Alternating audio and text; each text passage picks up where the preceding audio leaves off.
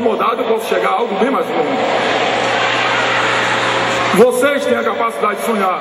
Não há limite para o sonho de vocês. Sonhem, porque no momento que você sonha, você começa a ver que a droga não vale a pena.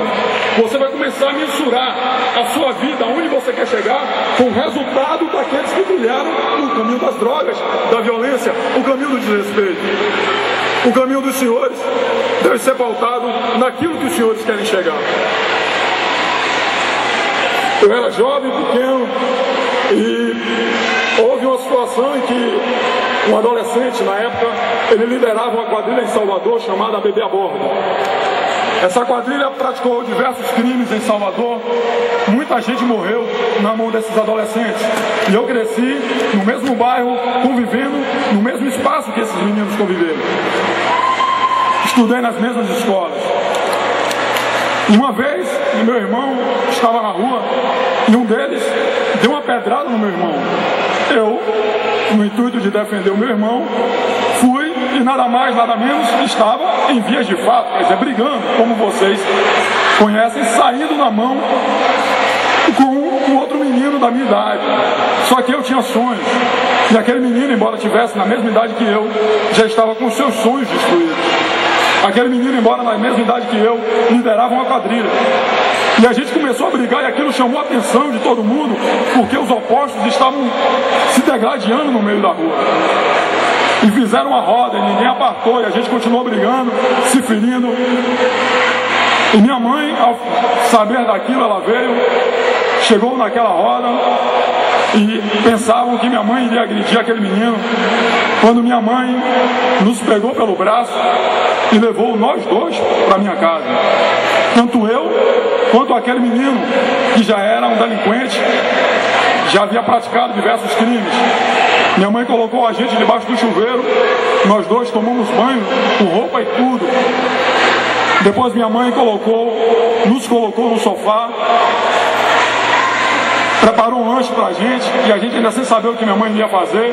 Eu olhava para ele e minha mãe começou a falar sobre a importância do respeito e dizia a ele: você é um menino bonito, vocês são meus filhos, vocês, tanto eu como aquele menino.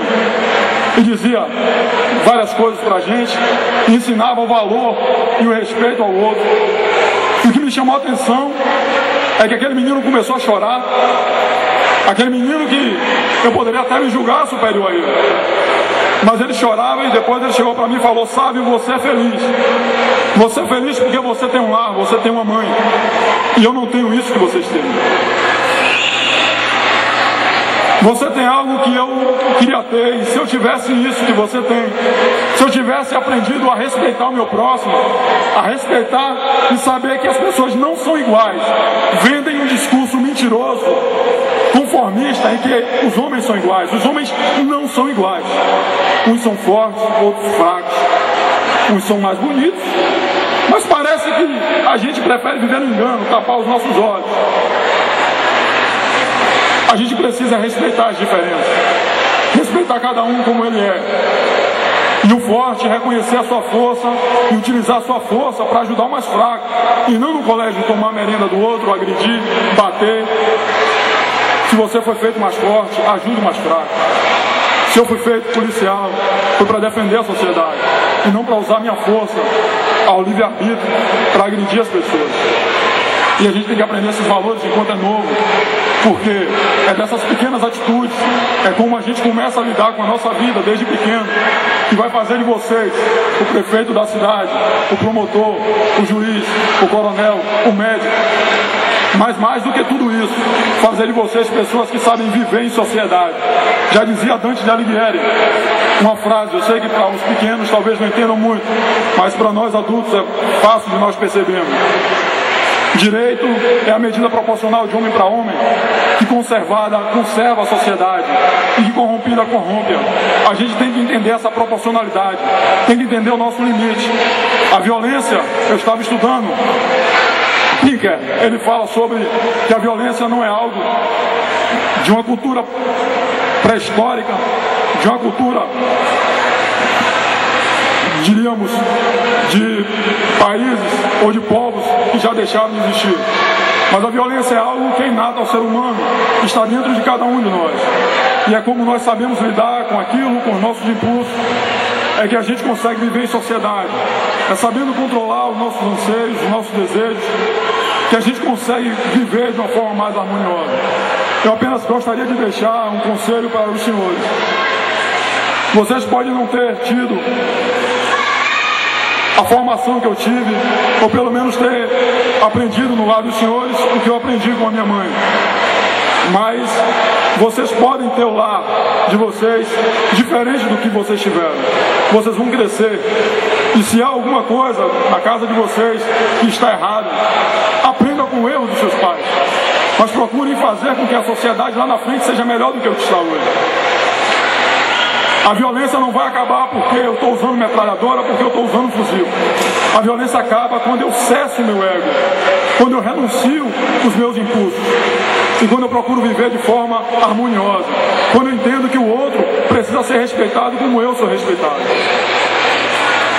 Eu gostaria que vocês pudessem ter vivido muitas outras coisas que eu vivi. Eu, antes de terminar isso aqui, eu não poderia me furtar de falar apenas uma coisa que marcou a minha vida. Eu, embora tenha nascido nesse mesmo meio, depois de ter me tornado policial, eu teria morrido naquele mesmo meio. Antes mesmo de entrar na polícia, quando eu estava me preparando para entrar na polícia militar, 3 marginais colocaram a arma na minha cabeça e disseram: corta ele, que ele é polícia. Eu então parei para pensar e disse: agora minha vida acabou, já chegou o final. E abaixei a minha cabeça e pedi a Deus. Eu disse: Deus, eu não vou nem lhe pedir perdão pelas coisas que eu tenho feito, porque se eu não tivesse sujeito a essa situação, eu jamais te reconheceria ou respeitaria o Senhor. Eu peço apenas que o Senhor tenha misericórdia da minha vida. E esperei que um daqueles 3 marginais atirasse em mim e eu morresse. Aí um deles falou: não, vai lá, aparta, vai embora. E eu fui para casa, achando que eu deveria apenas ter mais cuidado. Mas eu fiquei surpreso que ao chegar em casa, minha mãe saiu na porta e disse: meu filho, o que foi que aconteceu com você? E eu disse: por que, minha mãe? E ao invés de eu contar para ela o que tinha acontecido, foi ela quem me contou. E ela disse: eu estava no sofá e Deus me mostrava que você ia morrer. E eu caí de joelhos e disse: Deus, meu filho não. Aquilo para mim foi um susto, porque minha mãe é uma mulher temente a Deus. Minha mãe é uma mulher que busca conhecer Deus. E se tem uma coisa mais valiosa do que os nossos valores, do que o nosso princípio, é Deus. Quando a gente começa a entender que existe um Deus, que Ele quer que a gente o ame sobre todas as coisas e que a gente respeite o nosso próximo como se fosse nós mesmos, fica fácil entender a sociedade, fica fácil conviver e lidar com as diferenças. Passou um certo tempo, em 2007, eu estava aqui na Caema e houve uma situação na divisa com o Espírito Santo. Uma família de fazendeiros foi tomada como refém e em nossa guarnição, fomos até o local para o confronto. Em nossa mente passava que haveria um confronto e que gente ia morrer ali. Só que isso serviu para um aprendizado muito grande. Primeiro, que minha arrogância é algo tão pobre que a gente começa a ver que o dono da nossa vida é Deus e que a vida é apenas uma passagem.